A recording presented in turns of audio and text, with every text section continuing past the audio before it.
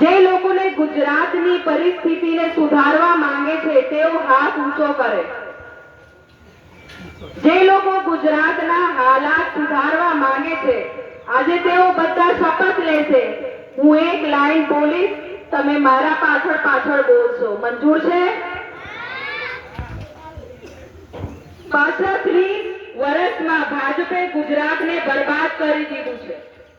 પાછલા 30 વર્ષમાં બોલો,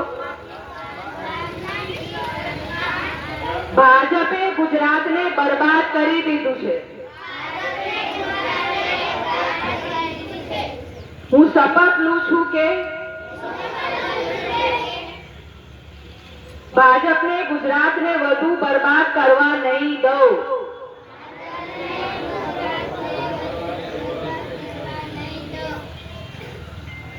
હું શપથ લઉં છું કે આવતા કોઈ પણ ચૂંટણીમાં હું ભાજપને મત નહીં આપું। હું શપથ લઉં છું કે મારા પરિવાર અને ગુજરાતના સ્વર્ણ ભવિષ્ય માટે હું આવતા દરેક ચૂંટણીમાં આમ આદમી પાર્ટી અને ઝાડુને મત આપીશ। હું માનું છું કે આમ આદમી પાર્ટી